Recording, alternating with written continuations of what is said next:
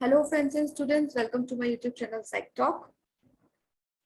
जैसे कि आप सभी जानते हैं कि हमारे एग्जाम पीजीटी साइकोलॉजी के बहुत पास हैं। आज से यदि देखा जाए तो हम लोग का काउंटडाउन स्टार्ट हो चुका है। सो wish you all the very best for your exam. इससे पहले जितने भी मॉक टेस्ट सीरीज है आप सभी देख लीजिए। इस चैनल की मॉक टेस्ट सीरीज भी आप लोग सारी देख लीजिए। कुछ रिलेवेंट आपको लगे तो आप चैनल पे जाकर उस सब्जेक्ट से रिलेटेड क्लास लेक्चर्स देख सकते हैं। That will be very beneficial for you. Okay, so चलिए स्टार्ट करते हैं series of 60 questions. Again question number 1 है blank believed in a general intelligence factor. इसमें से इनमें से कौन है जिन्होंने सामान्य बुद्धि कारक पर विश्वास किया या किसने दिया? सो हमारे पास चार ऑप्शन है, स्टर्नबर्ग, स्पीयरमैन, गार्डनर और Thurston. So Spearman is the psychologist who believed in a general intelligence factor. ठीक है। क्वेश्चन नंबर सेकंड है, in terms of intelligence blank identical twins are more similar to one another than are fraternal twins. Fraternal twins are more similar to one another than are non-twin siblings. C है, adopted children are more similar to their biological parents than their adopted parents. D है, all of the above statements are true. मतलब ऊपर जितने भी statement दिए गए वो सही है। तो फ्रेटर्नल ट्विंस हो, नॉन ट्विन सिबलिंग हो या फिर बच्चे अडॉप्ट क्यों ना किए गए हों, यदि वो इंटेलिजेंस के टर्म में आप देखा जाए तो ऑलमोस्ट सिमिलर ही होते हैं वो लोग। ठीक है। क्वेश्चन नंबर 3 है, fluid intelligence tends to blank with age while crystallized intelligence tends to blank with age. मतलब जो आपकी फ्लड इंटेलिजेंस है वो टाइम के साथ आप एज के साथ आपकी घटती है, जबकि जो आपकी क्रिस्टलाइज्ड इंटेलिजेंस है वो आपकी एज के साथ क्या होती है, बढ़ती है। ठीक है। क्वेश्चन नंबर 4 है, अकॉर्डिंग टू द टेक्स्ट के according a typical university student has a vocabulary. एक जो स्टूडेंट यूनिवर्सिटी स्टूडेंट होते हैं उनकी वोकैबुलरी में लगभग कितने शब्द इकट्ठे हो चुके होते हैं? तो 500 शब्द, 5000 शब्द, 50,000 शब्द और 100,000 शब्द। So right answer here is 100,000, 10 lakh. Question number 5 है, चॉम्स्की आर्ग्यूड दैट। अब चॉम्स्की एक साइकोलॉजिस्ट है जिन्होंने एक तर्क दिया कि all languages share a fundamental universal grammar, brains contain a language acquisition device, children are born with a knowledge of general rules of syntax, all of the above। so आपका सही answer है all of the above। ठीक है। जितनी भी languages होती है वो फंडामेंटल यूनिवर्सल ग्रामर को शेयर करती है। ब्रेन्स जो है ये लैंग्वेज एक्विजिशन डिवाइस को कंटेन करता है। चिल्ड्रन जो है, जब कोई बच्चा जब पैदा होता है, बच्चे जब पैदा होते हैं तो वो जनरल रूल ऑफ सिंटैक्स के नॉलेज के साथ ही वो लोग पैदा होते हैं। ठीक है। So option D is right here.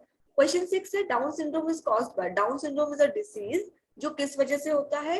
Brain की इंजरी के कारण, क्रोमोसोमल डिसऑर्डर के कारण, पुअर एजुकेशन के कारण और वायरल इंफेक्शन के कारण।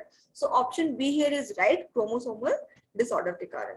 ठीक है। आपको पता ही होगा कि 23 पेयर्स होते हैं क्रोमोसोम्स के और टोटल 46 होते हैं। क्वेश्चन नंबर 7 है, which of the following is not one Sternberg's triarchic intelligence. इसमें से क्या स्टर्नबर्ग के ट्रायर्किक इंटेलिजेंस से रिलेटेड या कनेक्टेड नहीं है और which is not the part of this? So creative intelligence है, प्रैक्टिकल इंटेलिजेंस भी है, एनालिटिकल इंटेलिजेंस भी है। Fluid intelligence is not a part of Sternberg's triarchic intelligence. Question number 8 है, blank area is to language comprehension as blank area is to language production। इसमें से कौन सा एरिया आपका लैंग्वेज कॉम्प्रिहेंशन के लिए और कौन सा एरिया आपका लैंग्वेज प्रोडक्शन के लिए है? सो वर्निक्स ने जो एरिया बताया, जिस चीज का विस्तार बताया, that is for language comprehension, whereas Broca's area is for language production. So option A is correct here. Question number 9 है, Sternberg's practical intelligence is pretty much the same as. Sternberg का जो practical intelligence theory है वो बहुत हद तक same है। किस चीज से? वोकैबुलरी से, मेमोरी से, मैकेनिकल एबिलिटी से और कॉमन सेंस से। सो ये बहुत ज्यादा सेम है कॉमन सेंस से। क्वेश्चन नंबर 10 है, the Flynn effect refers to the observation that. जो फ्लिन इफेक्ट है वो किस चीज के ऑब्जर्वेशन को रिफर कर रहा है? यहाँ पे scores on intelligence test have been increasing worldwide for decades. Identical twins are more similar intellectually than fraternal twins. Learning a second language seems to increase cognitive abilities, or language and its structures limit human thought. तो सही answer है आपका ए, सही option है आपका ए। The Flynn effect refers to the observation that scores on intelligence test, intelligence test पर जो score होते हैं have been increasing worldwide for decades। वो क्या होते हैं? दशकों तक वर्ल्ड वाइडली बढ़ते रहते हैं। क्वेश्चन नंबर 11 है, the smallest unit of sound. ध्वनि की जो सबसे छोटी इकाई है, that makes a meaningful difference, जो एक अर्थपूर्ण अंतर पैदा करती है, बनाती है इन लैंग्वेज, किस चीज में? भाषा में। इस कॉल्ड क्या कहलाती है? साउंड यूनिट, फोनेम और सिंटैटिक फ्रेज। तो सही आंसर है आपका फोनेम। क्वेश्चन नंबर 12 है in the area of intelligence WAIS stands for. जैसे टेस्ट होते हैं हमारे, तो इंटेलिजेंस टेस्ट है WAIS, इसका पूरा नाम क्या है? वेस्लर एडल्ट इंटेलिजेंस टेस्ट, यानी कि किसने दी है? आपकी वेस्लर ने। क्वेश्चन नंबर 13 है interpersonal intelligence includes the ability to understand. जो आपकी अंतर्वैयक्तिक बुद्धि होती है वो आपकी समझने की योग्यता में क्या इंक्लूड करती है? वंस ओन इमोशन, खुद के इमोशन को। How context affects performance on vocabulary test. Option B, किस तरीके से जो अफेक्ट संदर्भ है, कॉन्टेक्स्ट है, वो परफॉर्मेंस को इफेक्ट कर रहे हैं। अदर्स पीपल इमोशन, दूसरों के भाव को। The role of schooling in conversational ability, या फिर स्कूल में जो भी कॉन्वर्सेशनल एबिलिटी है उसके रोल को। ठीक है, तो सही आंसर है आपका अदर्स पीपल इमोशंस, दूसरों के भाव को। क्वेश्चन नंबर 14 है Misty Coleman is an outstanding ballerina. ठीक है, मिस्टी कोलमैन जो है ये एक बहुत अच्छे बैलेरिना है। ठीक है, which of Gardner's multiple intelligence is she most clearly demonstrating when she dance. अब इसमें से गार्डन्स के कौन सी इंटेलिजेंस को सबसे ज्यादा डेमोन्स्ट्रेट कर रही है? कब? जब वो डांस कर रही है। So ballerina basically is a form of a dance. Naturalistic, linguistic, logico, mathematic, kinesthetic. ठीक है, सो सबसे बेटर ऑप्शन है यहाँ पर काइनेस्थेटिक। ठीक है, प्राकृतिक हो नहीं सकता, भाषा का यहाँ पे कोई रोल नहीं है, लॉजिको मैथमेटिक हो नहीं सकता। क्वेश्चन नंबर 15 है on average man do better than a women on test requiring. अब एक जो औसत आदमी है या औसत हाँ आदमी है, मैन है, वो विमेन की अपेक्षा ज्यादा एवरेज है ना, या ज्यादा टेस्ट रिक्वायर करता है। किस तरीके का टेस्ट? स्पेशल एबिलिटी, विस्तार योग्यता। ठीक है, स्पेलिंग नहीं, इमोशनल इंटेलिजेंस नहीं, प्रोनाउंसिंग वर्ड्स भी नहीं। Question number 16, comorbidity occurs when. Comorbidity कब आती है? When several members of a family have the same mental health issue. जब परिवार के हर सदस्य के साथ सेम मेंटल इश्यू हो। And individual spends too much time thinking about death. जब कोई एक इंसान बहुत ज्यादा डेथ के बारे में सोचने लगे। A person suffers from more than one disorder at the same time. जब एक पर्सन एक समय पर एक से ज्यादा डिसऑर्डर से सफर करे, when he is actually suffering और शी इज एक्चुअली सफरिंग। ठीक है, तब इसका मतलब क्या होगा? एक पर्सन किस चीज से सफर कर रहा है? आपका कमोबिडिटी से। ठीक है, क्वेश्चन नंबर 17 है इन ओसीडी। ओसीडी का मतलब है obsessive compulsive disorder. In Hindi we can say मनोग्रस्तता बाध्यता परीक्षा। अब इसमें होता क्या है? Blank are thoughts and blank are action. तो जो हमारे पास जो ऑप्शन दिए हैं, like opinions, conviction, obsession, condition, obsession, compulsion, obsession, compulsion, obsession. ठीक है, तो सही ऑप्शन है आपका सी। आपके थॉट्स जो है आपको बार बार कोई चीज सोचने के लिए महसूस करा रहे हैं, ऑब्सेस कर रहे हैं। ठीक है, एडिक्ट।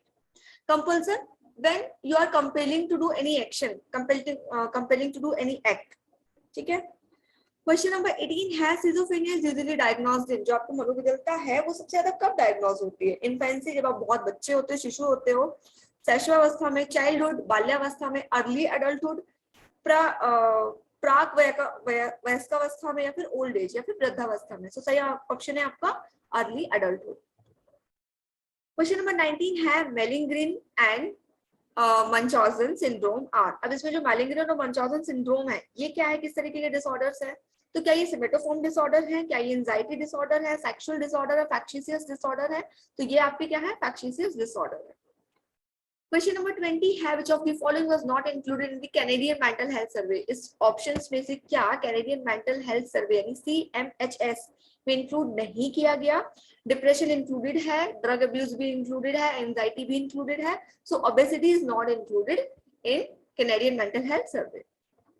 क्वेश्चन नंबर 21 है DSM स्टैंड्स फॉर। DSM एक मैनुअल है मेंटल डिसऑर्डर्स के बारे में, जिसमें सारी डिटेल्स दी है, किस तरीके से इनको डायग्नोस किया जाएगा, इसकी स्टैटिक्स किस तरीके से बात क्या कर रही है, क्या किस बारे में बात कर रही है।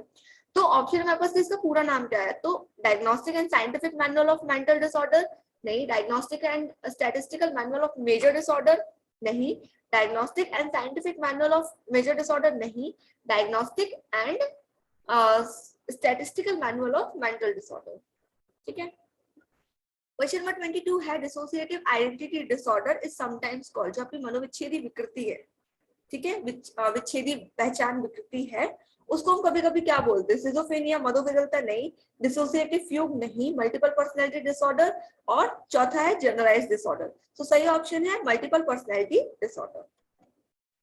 क्वेश्चन नंबर 23 है जनरलाइज एंजाइटी डिसऑर्डर, यानी कि GAD is more common in while ADHD is more common in किसमें, मतलब कि जीएडी जनरलाइज एंजाइटी डिसऑर्डर आपकी जो सामान्य ग्रस्त चिंता विकृति है वो किसमें होती है, कॉमनली पाई जाती है, और एडीएसडी, ठीक है, अटेंशन हाइपर एक्टिव डिसऑर्डर, ये किसमें पाई जाती है. So educated people, uneducated people, uneducated people, educated people, females males और males females. So right option here is generalized anxiety आपकी females में पाई जाती है, whereas ADHD आपकी males में पाई जाती है. Question number 24 है until the 18th century the most common treatment for mentally ill. 18वीं शताब्दी से पहले या 18वीं सदी से पहले जो मेंटल ट्रीटमेंट्स होते थे, मेंटली इन लोगों के जो ट्रीटमेंट्स होते थे वो सबसे ज्यादा किस तरीके से होते थे. सो लॉकअप पीपल इन असाइलम, लोगों को असाइलम में बंद कर दिया जाता था. बी क्या है, गिव पीपल एक्सपेरिमेंटल ड्रग्स, उनको एक्सपेरिमेंटल ड्रग्स दिए जाते थे. नहीं. गिव पीपल साइकोएनालिसिस, उनको मनोवैज्ञानिक मनोविश्लेषण किया जाता था. नहीं. Make people do community service, उनको सामुदायिक सेवा दी जाती थी. नहीं. उनको सीधा सीधा असाइलम में बंद कर दिया जाता था. क्वेश्चन नंबर 25 है फ्रॉटरम इज, अब फ्रॉटरम क्या है, टाइप ऑफ सिजोफ्रेनिया, क्या ये सिजोफ्रेनिया का टाइप है. नहीं. क्या ये ईटिंग डिसऑर्डर है. नहीं. पैराफिलिया, हाँ. सोमेटोफॉर्म डिसऑर्डर भी ये नहीं है. So frotteurism is basically a paraphilia. Question number 26 है जनरल आइडेंटिटी डिसऑर्डर, जो आपकी लिंग पहचान विकृति है, इज कंट्रोवर्शियल डायग्नोसिस बिकॉज, ये कंट्रोवर्शियल डायग्नोसिस है क्यों. It seems to occur only in North America, क्योंकि नॉर्थ अमेरिका में पाई जाती है. Be only people who have undergone psychoanalysis are ever diagnosed with, या फिर उनके पास उनके ऊपर पाई जाती है जो कभी भी किसी साइकोएनालिसिस के अंडर गए हैं किसी डायग्नोसिस के लिए. People who suffer from it do not regard their feelings और बिहेवियर्स एज अ डिसऑर्डर, जो खुद को ही नहीं पहचान पा रहे, जिनके अंदर सेल्फ एक्सेप्टेंस का इश्यू है. It has a prevalence rate of 0, इनके अंदर प्रिवलेंस रेट जो है वो 0 है. तो सही ऑप्शन है आपका C, people who suffers from it, जो इस चीज से सफर करते हैं, किस चीज से, जीआईडी जनरल आइडेंटिटी डिसऑर्डर से, do not regard their feelings और बिहेवियर, वो अपनी फीलिंग और बिहेवियर को एक डिसऑर्डर के रूप में नहीं मानते हैं. ठीक है, ओके. अब इसमें एक नोट है छोटा सा, सुन लीजिए आप इसको, कि जो होमोसेक्सुअलिटी है ना, उसको मतलब सेम सेक्स सेम मैरिज, उसको इस डिसऑर्डर में इंक्लूड नहीं किया गया है. ठीक है. Question number 27, which of the following is not a characteristics of a borderline personality disorder, इसमें से क्या बॉर्डरलाइन पर्सनालिटी डिसऑर्डर की विशेषता नहीं है. मूड स्विंग है, हेलुसिनेशन, इंपल्सिविटी, आइडेंटिटी प्रॉब्लम, जो आपकी हेलुसिनेशन है वो आपकी बॉर्डरलाइन पर्सनालिटी डिसऑर्डर नहीं है. Hallucination can be schizophrenia. Question number 28 है which category cluster of personality disorder does borderline personality disorder come under. अब इसमें से कौन सी कैटेगरी और क्लस्टर है पर्सनैलिटी डिसऑर्डर का जो कि बॉर्डरलाइन पर्सनैलिटी डिसऑर्डर की कैटेगरी में आता है. ठीक है, तो ऑप्शन है मेरे पास 4, dramatic erratic, odd eccentric, avoidant dependent और एनेक्सियस इनहिबिटेड. तो सही ऑप्शन है आपका ड्रामेटिक इरेटिक. ड्रामेटिक इरेटिक आपका पर्सनैलिटी डिसऑर्डर की कैटेगरी में नहीं आता है, स्पेशली बॉर्डरलाइन पर्सनैलिटी कैटेगरी में आता है. ठीक है. क्वेश्चन नंबर 29 है, a person suffering from hypoactive sexual desire disorder has, मतलब अब यदि कोई पर्सन है वो हाइपोएक्टिव सेक्सुअल डिसऑर्डर से सफर कर रहा है, डिजायर डिसऑर्डर से सफर कर रहा है, तो क्या माना उसके जो सिम्टम्स होंगे वो क्या होंगे. So he has too little interest in sex. ठीक है. बी ऑप्शन है too much interest in sex, an obsessive need to expose their genital in public, a desire to witness suffering in others. So सही option है आपका option A. Question number 30 है, acrophobia is to blank as arachnophobia is to blank. So acrophobia relates to height, whereas arachnophobia relates to spider. Question number 31 है, which of the following has not been classified as a sexual disorder? इसमें से क्या sexual disorder नहीं है. So dyspareunia, vaginism, premature ejaculation और creatinuria. So सही option है आपका ऑप्शन बी. क्वेश्चन नंबर 32 है, person who worries excessively about having a serious illness is most likely to be diagnosed as suffering from. तो यदि कोई पर्सन है जो बहुत ज्यादा चिंतित हो रहा है एक्सेसिवनेस से, किस चीज के बारे में कि उसे कोई सीरियस बीमारी हो सकती है ना, तो जिसको उसे ठीक कर, मतलब जिसके लिए उसको डायग्नोस करना बहुत जरूरी है, तो क्या माना जाएगा वो किस चीज से सफर कर रहा है, हाइपोकॉन्ड्रिया. बेसिकली हिस्टीरिया से निकल कर आता है। ओके, क्वेश्चन नंबर 33 है, in the context of psychological disorder, यदि हम साइकोलॉजिकल डिसऑर्डर की बात करें तो एपीडी का पूरा नाम क्या है? सो एपीडी का पूरा नाम है एंटी सोशल पर्सनैलिटी डिसऑर्डर, ठीक है, असामाजिक व्यक्तित्व विकार। क्वेश्चन नंबर 34 है, BPD is more common in blind whereas APD is more common in blind, मतलब बीपीडी किस में पाया जाता है और एपीडी किस में पाया जाता है? सो बीपीडी मतलब बिहेवियरल पर्सनैलिटी डिसऑर्डर, जो कि आपका विमेन में सबसे ज्यादा कॉमनली पाया जाता है, whereas APD anti social personality disorder आपका मैन में कॉमनली पाया जाता है। Question number 35 is dysthymia appears to be milder form of, dysthymia जो है ये किस चीज का माइल्डर फॉर्म है? Bipolar disorder, clinical depression, schizophrenia और मंचेसन सिंड्रोम, तो ये आपका क्लिनिकल डिप्रेशन है, ठीक है। क्वेश्चन नंबर 36 है, to understand anxiety disorder we need to take account of, यदि हमें एंजाइटी डिसऑर्डर, चिंता विकृति या विषाद विकृति को समझना है तो हमें किस चीज की जिम्मेदारी लेनी पड़ेगी? क्या कारण इसके हो सकते हैं? Only biological factors? No. Only environmental factors? नहीं। Both biological and environmental factor, ठीक है। आपके एंजाइटी डिसऑर्डर के लिए आपके बायोलॉजिकल फैक्टर्स और इन्वायरमेंटल फैक्टर्स दोनों इक्वली इंपॉर्टेंट है, ठीक है, और रिस्पॉन्सिबल है। क्वेश्चन नंबर 37 है, the difference between somatoform disorder and factitious disorder is that, जो आपके सोमैटोफॉर्म डिसऑर्डर है और जो आपके फैक्टिसिस डिसऑर्डर है, इन दोनों के बीच में डिफरेंस क्या है? Somatoform disorders only happen to man, factitious disorder only happen to women. Somatoform सिर्फ मेन में होते हैं, फैक्टिसिस विमेन में होते हैं। Somatoform disorder involve cognition whereas factitious involve emotion. Somatoform आपके कॉग्निशन संज्ञान इंक्लूड करते हैं, जबकि फैक्टिसिस आपके संवेग इंक्लूड कर रहे हैं। In somatoform disorder the physical symptoms of real, somatoform में जो आपके फिजिकल सिम्टम्स होते हैं वो रियल हैं, और फैक्टिसिस में जो आपके फिजिकल सिम्टम्स हैं वो रियल नहीं है। और ऑप्शन डी आपको somatoform disorders are caused by environmental factors, somatoform disorder आपके एनवायरमेंटल फैक्टर से आते हैं, व्हेयरएज फैक्टिसिस डिसऑर्डर आपके जेनेटिक फैक्टर से आते हैं। So right option here is option C, कि सोमैटोफॉर्म डिसऑर्डर आपके फिजिकल सिम्टम्स रियल सिम्टम्स होते हैं, जबकि फैक्टिसिस में जो फिजिकल सिम्टम्स होते हैं वो रियल नहीं होते हैं। That depends upon the facts, as it clears by its name. Question number 38 है, which of the following would be classified as a social cultural influence, इसमें से क्या आपका सामाजिक सांस्कृतिक प्रभाव के रूप में क्लासिफाइड किया गया है in the biopsychosexual social model of illness? यदि हम विकृति के बायोसाइकोसेक्सुअल सोशल मॉडल को देखें तो बायोसाइकोसोशल मॉडल मतलब जैविक मनोसामाजिक मॉडल, ठीक है। तो सही ऑप्शन क्या है हमारे पास? Neurotransmitters, homelessness, patterns of negativeness, genetic makeup of individual. तो सही ऑप्शन होगा आपका यहाँ पर patterns of negative thinking. Question number 39 है, a criticism of the DSM is that, DSM की यदि आलोचना की बात की जाए, डायग्नोस्टिक एंड स्टैटिस्टिकल मैनुअल, इसकी यदि बात की जाए तो क्या आलोचना होगी? It hasn't been changed since the 1950s, ये 1950 के बाद से चेंज ही नहीं हुआ। यहाँ पर एक और क्वेश्चन निकल कर आता है कि एस्टैब्लिश कब हुआ? 1950 में, 1950 में। सेकेंड है, it is not actually used by therapist insurers. Third है, it only includes a handful of disorder. D है, it is primary focused on western illness, ये सिर्फ वेस्टर्न पाश्चात्य जो विकृति है उन पर फोकस कर रहा है, ये सिर्फ कुछ ही डिसऑर्डर को, हैंडफुल ऑफ डिसऑर्डर को, मुट्ठी भर डिसऑर्डर को इंक्लूड कर रहा है। सही ऑप्शन है आपका option D, it is primarily focused on western illness, ये सिर्फ जो आपकी पाश्चात्य विकृति है ना उन पर ही सबसे ज्यादा ध्यान दे रहा है।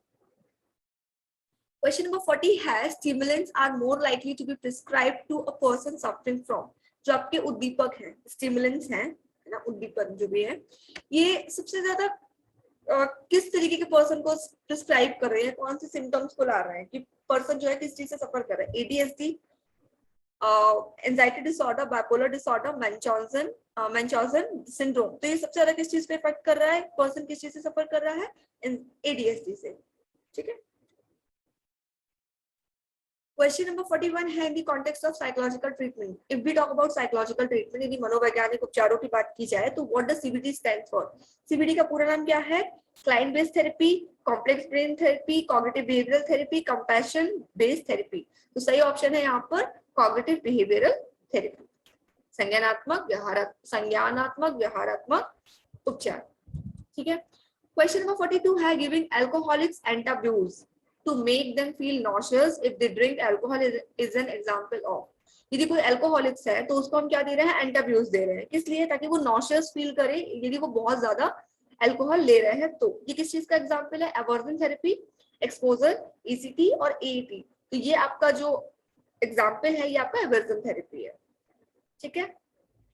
एक्सपोजर थेरेपी हो नहीं सकता। ईसीटी और एईटी को थोड़ा सा जान लेते हैं। ईसीटी का फुल नेम है यहाँ पर इलेक्ट्रो कंक्लूसिव थेरेपी। ये क्या है, it is a medical treatment most commonly use in patient with severe major depression और बाइपोलर डिसऑर्डर। तो मतलब ये क्या है, एक तरीके का एंटी डिप्रेसेंट है। ईसीटी उनके लिए है जो, उन पेशेंट्स के लिए है जो या तो किसी डिप्रेशन से जूझ रहे हैं, और major depression, it has to be major, या फिर बाइपोलर डिसऑर्डर से and that has not responded to other treatment, और किसी और ट्रीटमेंट से उनका कोई इलाज नहीं हो रहा है, ठीक है। Basically it involves a brief electrical stimulation of the brain with the patient is under anaesthesia, ठीक है। सो ईसीटी क्या कर रहा है, ये ब्रीफ इलेक्ट्रिकल स्टिमुलेशन दे रहा है ब्रेन को, ठीक है। एटी का पूरा ना, एटी का मतलब क्या है, तो एटी का मतलब है animal assisted therapy. It is specially for animals, जैसे कि नाम से ही समझ में आ रहा है।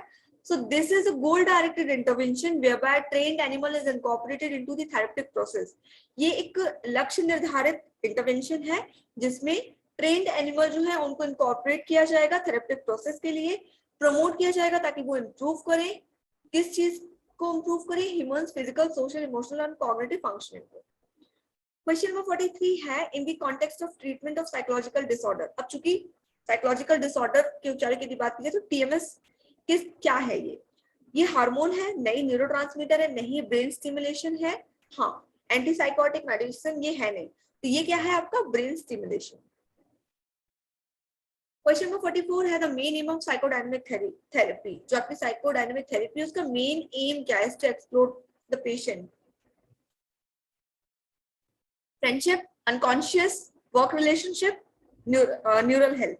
तो इसका जो एम है वो है आपका अनकॉन्शियस।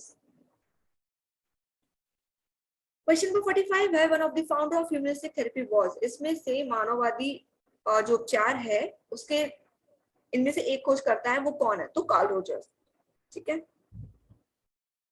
बाकी के ये जो तीन है ये बिहेवियरिस्ट है, ठीक है। क्वेश्चन नंबर 46 है, electric therapy was, electric therapy में इंक्लूड। अब आपकी जो इलेक्ट्रिक थेरेपी है सबसे ज्यादा सुनते हैं हम लोग, इसमें क्या इंक्लूड कर सकते हैं, मेडिकेशन में भी इलेक्ट्रिक थेरेपी हो सकती है, सीबीटी कॉग्निटिव बिहेवियर थेरेपी में भी इलेक्ट्रिक थेरेपी यानी कि शॉक ट्रीटमेंट यूज हो सकते हैं, साइकोथेरेपी ऑफ कोर्स। सो सही ऑप्शन है आपको डी। पर ये साइकोलॉजिस्ट नहीं दे सकते, साइकियाट्रिस्ट देते हैं, ठीक है। क्वेश्चन नंबर 47 है, an antipsychotic drug would be most likely to be prescribed for a person suffering from। Antipsychotic drug किन लोगों को दिया जाएगा, जिनको एंजाइटी होगी, सिजोफ्रेनिया होगा, एडीएसडी होगा, जिनको सिजोफ्रेनिया होगा, ठीक है। Anxiety can be diagnosed, ADHD can be diagnosed, but schizophrenia sometime can not be diagnosed, ठीक है। क्वेश्चन नंबर 48 है, improvement that occurs simply because a patient expects to feel better rather than because of actual treatment is called। अब सुधार क्या कर रहा है साधारण रूप से, क्योंकि एक पेशेंट है वो ठीक होना चाहता है इस जगह पर कि उसको बेटर फील कराया जाए, तो इस तरीके के उपचार को हम क्या बोलेंगे, treatment effect, placebo effect and illusory correlation, अब बर्नम इफेक्ट। तो ये है आपका प्लेसिबो इफेक्ट। प्लेसिबो इफेक्ट में क्या होता है, जब आप डॉक्टर के पास जाओ वो आपको दवाई देने से पहले ही बोले कि आप ये दवाई खाकर ठीक हो जाएंगे, ठीक है। या फिर एक उदाहरण हम और ले सकते हैं, बाबा जी के पास हम बबूत लेने जाते हैं और वो वहीं से दूर से ही फेंक देते, बोलते हैं हाँ चलो ठीक हो जाओगे, बातों से हम ठीक होते हैं ना, किसी की बातें सुनकर हमें अच्छा लगता है। So that is a kind of placebo effect, ठीक है। क्वेश्चन नंबर 49 है, fetus is most vulnerable to damage from drugs used to treat to mothers mental illness during। अब जो आपका भ्रूण है, फीटस है, ये सबसे ज्यादा कमजोर कब होता है डैमेज होने के लिए, किस चीज से, ड्रग से। यदि कोई मदर जो है मेंटल इलनेस से उसका ट्रीटमेंट चल रहा है, तो सबसे ज्यादा जो फर्स्ट ट्राइमेस्टर मतलब 9 महीने होते हैं, तो जो आपके शुरू के तीन महीने होते हैं उसमें सबसे ज्यादा इफेक्ट करते हैं ये। क्वेश्चन नंबर 50 है, मेटा एनालिसिस इन्वॉल्व। जो आपके मेटा एनालिसिस, मेटा विश्लेषण है वो क्या इन्वॉल्व करते हैं, using descriptive rather than inferential statistics, using a result from the study with the largest number of participants, combining results from different studies, replicating a study until you achieve the same result। तो सही option है आपका combining result from different studies। तो Meta analysis आपका क्या involve कर रहा है, रिजल्ट को कंबाइन कर रहा है बहुत सारे अध्ययनों से। क्वेश्चन नंबर 51 है antipsychotic medications appear to influence both. जो आपके एंटीसाइकोटिक मेडिकेशंस हैं ये प्रभाव डाल रहे हैं किस चीज पर, estrogen, testosterone, dopamine, serotonin, serotonin GABA और आपका एड्रेनलिन गाबा। सो सही ऑप्शन है आपका डोपामाइन और serotonin. So both these are hormones. Question number 52 है Ativan, Valium and Xanax are type of blank medication. तो ये आपके एंटी डिप्रेसेंट्स हैं, ठीक है, sorry anti anxiety, antidepressant नहीं, आपके एंटी एंजाइटी है, ठीक है। क्वेश्चन नंबर 53 है SSRIs work by blocking the reuptake of. जो आपके SSRIs होते हैं ये कैसे काम करते हैं, so it works by blocking the reuptake of, किस चीज के रप्चर को ये काम ब्लॉक कर रहा है, इम्प्रामाइन, ग्लूकोज, रिएक्टाइन और सेरोटोनिन। तो ये रेप्टेक ऑफ सेरोटोनिन को ब्लॉक कर रहा है, ठीक है। उसकी वजह मतलब जब आपका ये सेरोटोनिन काम करना बंद कर देता है, इसको जब ब्लॉक किया जाता है तब ये SSRI आपका काम करता है। अब ये SSRI क्या है, so this is selective serotonin reuptake inhibitors. इसका फुल नेम क्या है आपका, selective serotonin reuptake inhibitors are which are widely used type of anti depressant, जो कि आपके एंटी डिप्रेसेंट है and they are mainly prescribed to treat depression. ये आपके डिप्रेशन को ट्रीट करने के लिए प्रिस्क्राइब किए जाते हैं, पार्टिकुलरली परसिस्टेंट और सीवियर केसेस। यदि कोई परसिस्टेंट या फिर कोई सीवियर केसेस है, and are often used in combination with a talking therapy, ठीक है, such as cognitive behaviour therapy, या फिर इसको CBT के साथ कंबाइन किया जाता है। क्वेश्चन नंबर 54 है the difference between group therapy and a self help group is. जो आपका ग्रुप थेरेपी है, समूह उपचार है, और सेल्फ हेल्प स्व सहायता समूह है, इन दोनों के बीच में फर्क क्या है। Group therapy involves a therapist but a self help group does not, ठीक है। Group therapy is more for more than one person but a self help group is just for individual. Group therapy is a short term fix while self help group provides long term benefit. Group therapy is usually online while a self help group is never online. तीनों के तीनों option बेकार है, सही option है आपका ए। Group therapy में आपको थेरेपिस्ट की जरूरत पड़ती है बट सेल्फ हेल्प में आप खुद ही की हेल्प कर सकते हो, ठीक है, you don't need anyone. Question number 55 ECT is most commonly used to treat. ECT का यूज किस लिए होता है, so इसका पूरा नाम as you have already read above, ऊपर आप पढ़ चुके हैं, इलेक्ट्रोकंक्लूसिव थेरेपी। इसका सबसे ज्यादा यूज होता है किस चीज में, anxiety, depression, addiction, schizophrenia, so it's most commonly used for depression. Question number 56 है prefrontal lobotomy and cingulotomy are types of. तो ये क्या है, आपके ड्रग इंटरवेंशन है, साइकोथेरेपी है, साइकोसर्जरी है, कम्युनिटी इंटरवेंशन है, तो ये आपकी साइकोसर्जरी है। क्वेश्चन नंबर 57 है the method of field observation is always considered as. जो आपके फील्ड ऑब्जर्वेशन की जो विधि है सबसे ज्यादा ये हमेशा क्या कंसीडर करती है, किस रूप में इसको कंसीडर किया जाता है, subjective, complex, neutral, objective. So right option is objective. Question number 58 है first issue of cognitive neuroscience appears in the year. जो आपका फर्स्ट इशू आया कॉग्निटिव न्यूरोसाइंस का, ये किस ईयर में अपीयर हुआ, 1989, ठीक है। क्वेश्चन नंबर 59 है the academic related psychological problem. जो आपकी एकेडमिक मतलब एकेडमी, आपकी शिक्षा से रिलेटेड जो भी साइकोलॉजिकल प्रॉब्लम्स होंगे वो किसके थ्रू डील की जाएंगी, इंडस्ट्रियल साइकोलॉजिस्ट नहीं, वो इंडस्ट्री के लिए होगा, सोशल साइकोलॉजिस्ट सोशल पर्पस के लिए होगा, एकेडमिक साइकोलॉजिस्ट एकेडमिक के लिए होगा, ऑब्वियसली नाम से क्लियर है आपको, ठीक है। Question number 60, this is last but not the least, according to the Darwin the variation of behavior passed from the generation to next generation is due to। Darwin के अकॉर्डिंग यदि देखा जाए तो व्यवहार में जो भी वेरिएशंस हो रहे हैं ये एक जनरेशन से नेक्स्ट जनरेशन में जाते हैं, किस वजह से, selection, culture changes, inheritance, none of the above. So right option is inheritance. कहते हैं ना अपने पापा की तरह है, सो ये सिलेक्शन हो नहीं सकता, कल्चर चेंजेस हो नहीं सकते, ये क्या है आपका इनहेरिटेंस है, ठीक है। So this is it for the day. Hope आपको सीरीज पसंद आई, यदि नहीं भी पसंद आई तो लगा लीजिएगा क्वेश्चन पेपर, शायद आपके एग्जाम में काम आ जाए। And I will be very happy यदि आपको इन मॉक टेस्ट सीरीज से एग्जाम में हेल्प मिल रही है तो। इसके बाद लास्ट टेस्ट सीरीज है, उसके बाद हम 2 मेगा टेस्ट सीरीज करेंगे, ठीक है, which will help you in exam. Okay, so wish you all the very best. Mega test series के लिए कनेक्ट होने के लिए टेलीग्राम चैनल पर आप कनेक्ट हो सकते हैं, you will get all information there. Thanks for watching this video.